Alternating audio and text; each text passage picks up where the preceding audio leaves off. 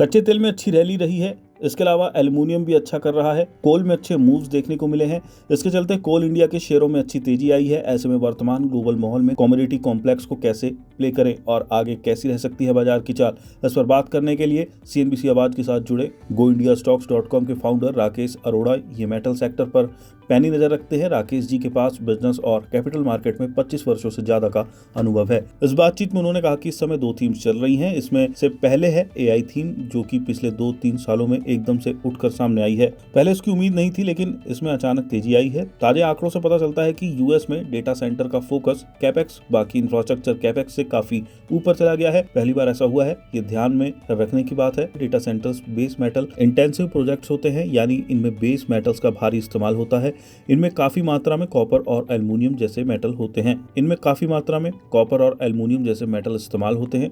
इसकी वजह से इन मेटल्स की डिमांड काफी मजबूत चल रही है, लेकिन अब एल्युमिनियम अपनी पीक के करीब पहुंच चुका है। अब यहां से इसमें और ज्यादा तेजी की उम्मीद नहीं है। ऐसे में एल्युमिनियम को लेकर सतर्क रहने की जरूरत है। दूसरी थीम है एनर्जी। ईरान वॉर की वजह से जो एनर्जी शॉक लगा है, उसके चलते ऑयल और कोल वगैरह में तेजी आई है। मध्य पूर्व का युद्ध अब लगभग खत्म होने के कगार पर है। ऐसे में अगर स्ट्रेट ऑफ होर्मुज खुल जाता है, एनर्जी कॉम्प्लेक्स में धीरे धीरे नीचे आने लगेगा। ब्रेंट क्रूड तो पहले से ही बता रहा है कि वॉर खत्म हो चुका है, लेकिन कमोडिटीज में तेजी थमने में थोड़ा टाइम लगेगा। यहाँ से अगर वॉर आगे नहीं चलता है तो यहाँ पर भी गिरावट देखने को मिलेगी। बाजार पर बात करते हुए राकेश अरोड़ा ने कहा कि FII की सेलिंग अपने पीक स्तर तक जा चुकी है। यहाँ से आगे ये सेलिंग ज्यादा से ज्यादा $2-4 बिलियन तक और हो सकती है। अब FI सेलिंग और ज्यादा बढ़ाने की उम्मीद नहीं है। काफी कुछ रुपए की स्थिति पर डिपेंड करेगा। अगर रुपया 95 से 96 रुपए प्रति डॉलर के आसपास स्टेबलाइज हो जाता है तो FI सेलिंग का दौर भी थमेगा। अगर FII की बिकवाली की रफ्तार कम होती है और FI बबल से लोगों का ध्यान हटता है तो विदेशी निवेशकों का रुख भारत जैसे देशों के प्रति पॉजिटिव हो जाएगा। इंडिया में 10 साल में पहली बार नॉमिनल ग्रोथ हाईएस्ट रहने वाली है। अगर हम कोविड रिकवरी वाले 1-2 साल छोड़ दे तो 12 से 13% के नॉमिनल ग्रोथ की विजिबिलिटी दिख रही है। ऐसे में वित्त वर्ष 2027 में हमारी अर्निंग्स ग्रोथ 15% प्लस रह सकती है।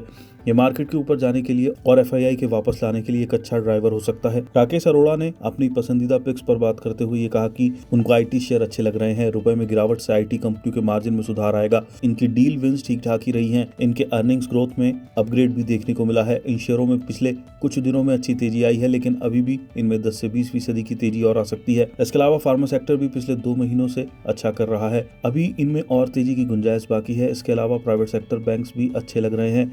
अगर इंटरेस्ट रेट बढ़ता है तो सरकारी बैंकों की तुलना में प्राइवेट सेक्टर बैंक थोड़ा बेहतर प्रदर्शन करेंगे। NBFC के वैल्यूएशन भी काफी कम हुए हैं। इनमें काफी करेक्शन भी हो चुका है, तो प्राइवेट सेक्टर बैंक्स और NBFC पर नजर रहनी चाहिए। इसके अलावा डोमेस्टिक स्केल क्लस में भी तेजी की थोड़ी बहुत गुंजाइश है। डोमेस्टिक स्केल क्लस के ऊपर भी फोकस किया जा सकता है।